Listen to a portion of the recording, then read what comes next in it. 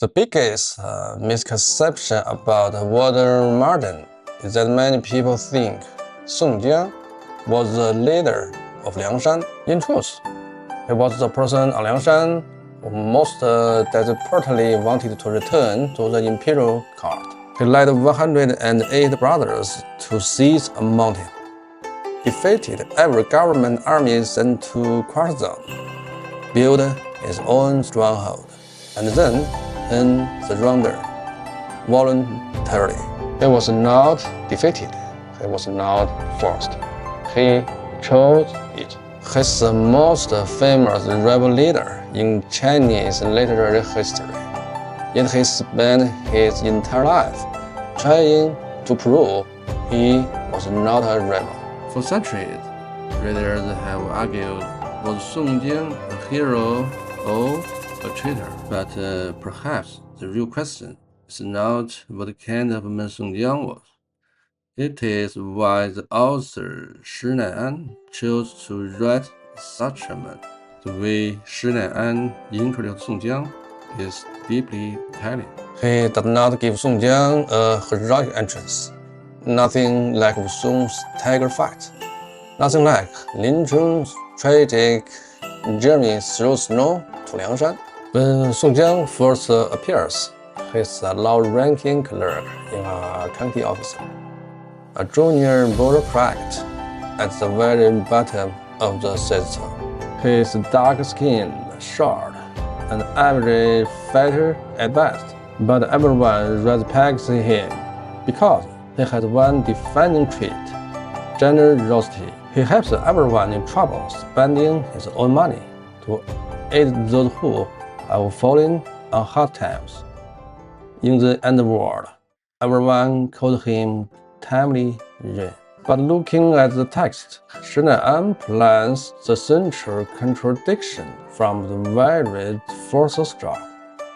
Song Jiang's personal network is made up almost entirely of outlaws, fugitives, drifters, wanted criminals, but he himself is certainly a man of the system.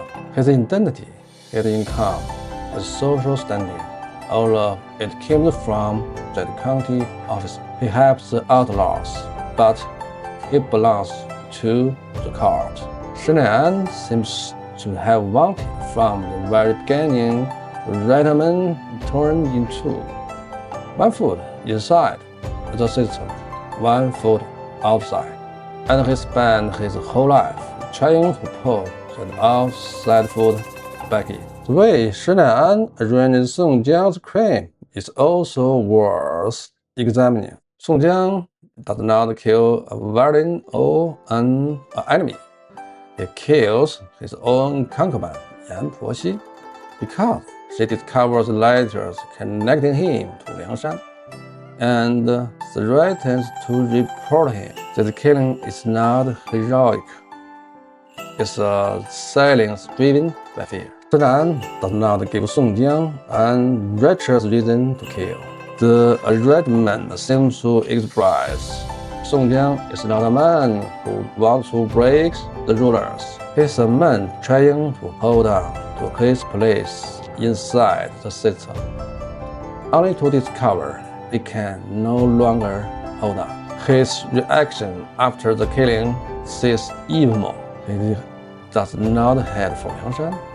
He runs in every other direction, thinking shelter with relatives, with friends, searching desperately for any path that doesn't lead up the mountain. Arrested, exiled, on the run again, he exhausted every option before finally, with nowhere left to go, he claims Liangshan.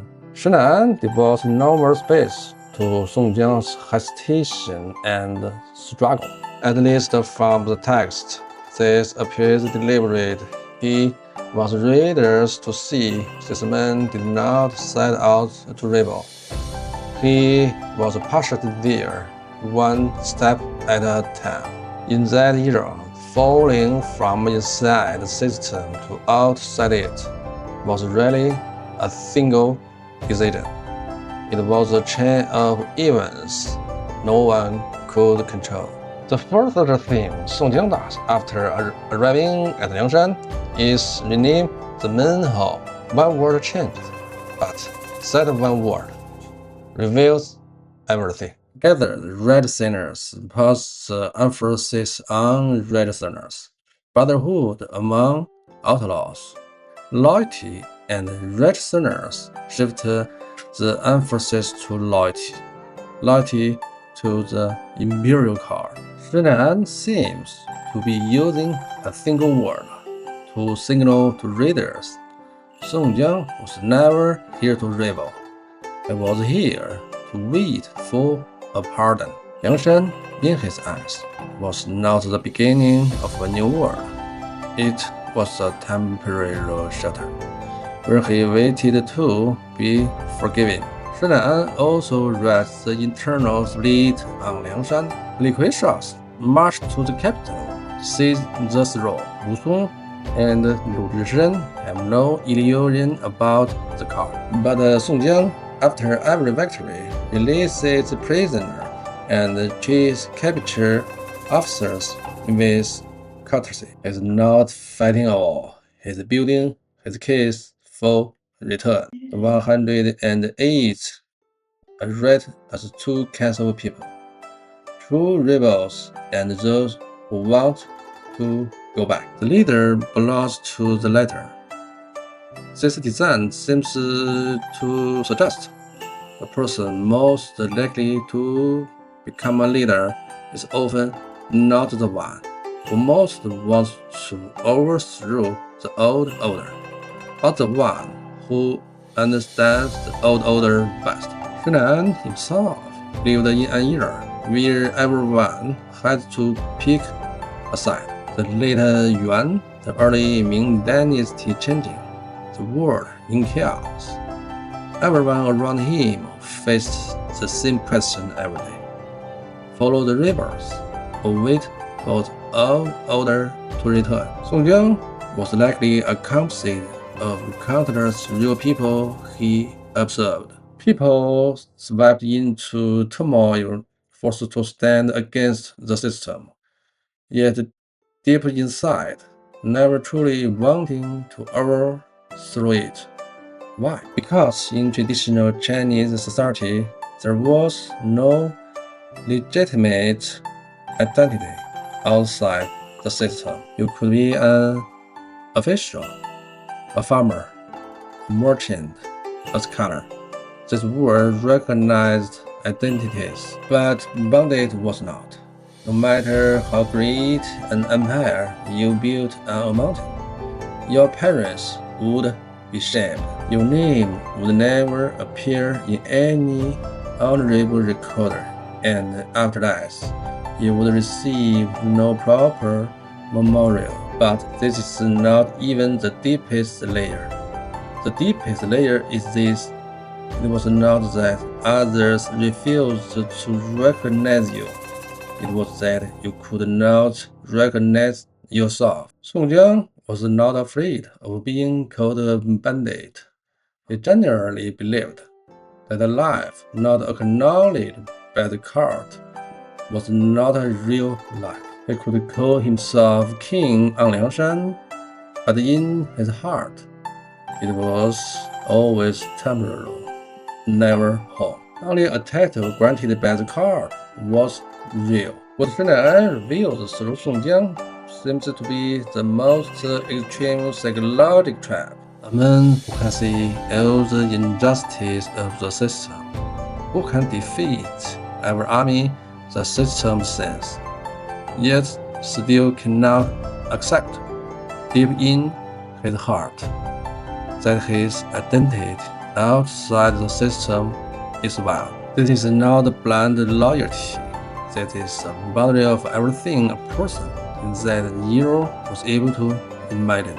The ending Shi Nai'an arranges for Song Jiang is called beyond measure. After the surrender is accepted, the card sends the Liangshan men to fight another rebel army, Fang La's forces. Use bandits to destroy bandits. exhaust both sides. Of the 108, more than 70 died, killed in battle or lost to illness. Those who survive receive no one of the rewards they were promised.